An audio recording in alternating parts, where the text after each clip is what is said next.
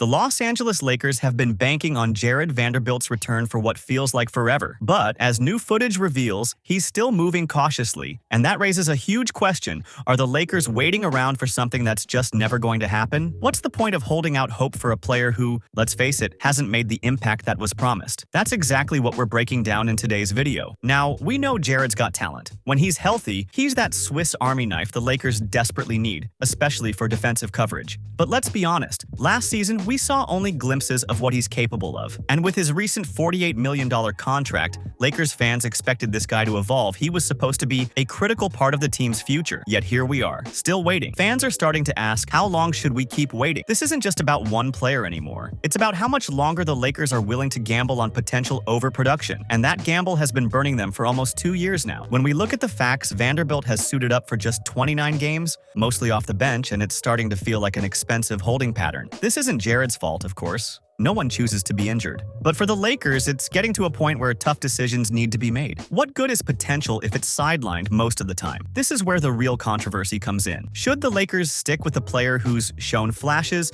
but hasn't yet delivered consistently? Imagine this: if the Lakers combine Jared Vanderbilt's contract with other assets like D'Angelo Russell or Gabe Vincent, they're looking at a trade package nearing $40 million.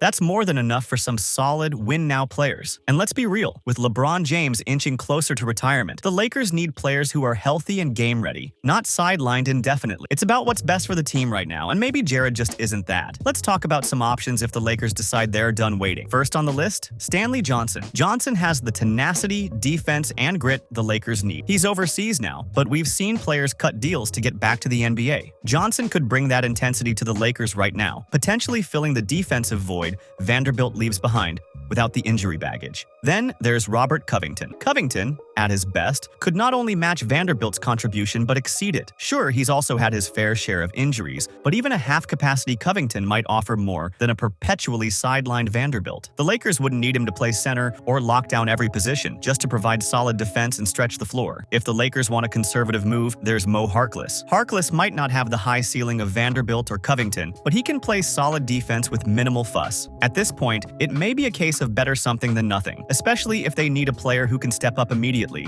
So, what do you think? Are we reaching a point where waiting for Vanderbilt's recovery is no longer practical? After seeing that footage of him just barely getting off the ground during practice, are you confident in his ability to bounce back, or are you leaning toward moving on? Drop your thoughts in the comments. Are you done waiting for Vanderbilt, or is there still hope he can turn things around? And if it's time to make a trade, which player would you go for? If you enjoyed today's breakdown, hit that subscribe button because we're digging into more Lakers moves, rumors, and breakdowns in our next videos. Thanks for watching, and let's see what the Lakers decide to do next with Jared Vanderbilt. Hey Jared, Rob Pelinka kind of took us through the offseason just in terms of your feet, and I wondered how you're feeling, how it's progressed to this point, and just how that process went for you. I feel great. I mean, the process has been going great. Everything's online and going on great pace and great scheduling, so everything feels good. No, last year must have been tough for you, right when you come back and starting to play well again, you get injured. Mm-hmm. What did you notice from being there in person, from the film, the skill set that you have and how much they need it? The perimeter defense, the offensive rebounding, the various things that you do, and how excited are you about just getting back to that basketball? I'm very excited about getting back, getting playing, and just being healthy. Obviously, being from the sideline, being able to watch what the team needed and also what I can bring to the table and bring to this team, so yeah, I'm just excited to get back out there and get healthy and get back to playing. Jared, is opening night a realistic goal for you in terms of being healthy, or do you anticipate it maybe taking a little bit longer than that? I'm not quite sure. Obviously, the team and the staff has put together a great plan for me, and like I said, we've been making good progress, and the plan has been going great. So just sticking to the plan and trusting the plan and seeing where that takes me. Has this time with injury rehab and obviously that's probably been your primary focus, has that made it tougher on you to kind of work on the areas of your game that typically you would be putting time in during the summer, and how have you tried to manage that? I mean, first and foremost, my main goal is, to be healthy, get healthy, and have a healthy season. So, like I said, health comes first, and then everything else will, play its course. You guys are largely bringing back the same group from last season. What have you seen over the last year and a half with this group that you like, that gives you confidence in your guys' potential, this upcoming year? Can you say that first part again? You guys are largely bringing back the same team as last season.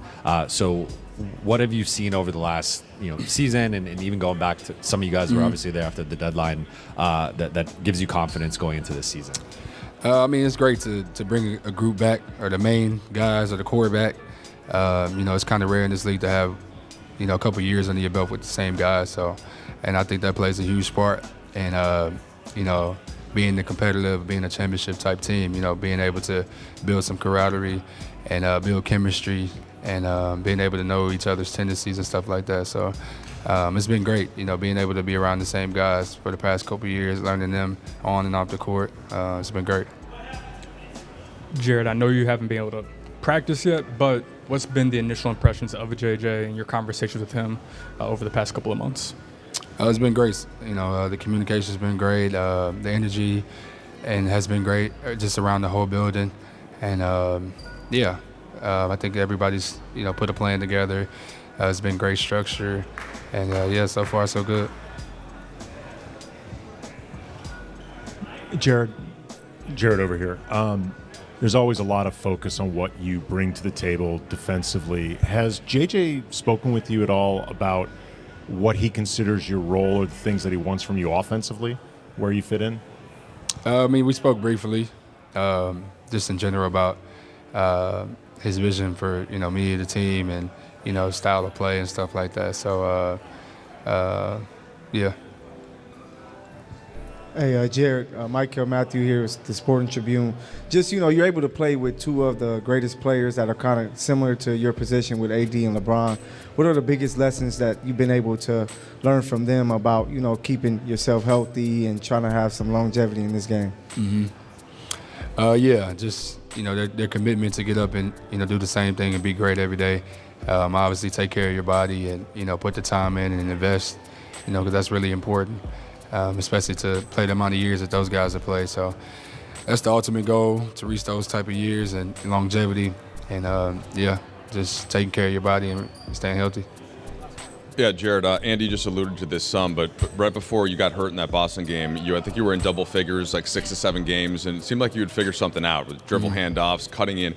What was that, and do you feel like you can hit the ground running again with whatever you had kind of evolved in your role around LeBron, AD, and everybody?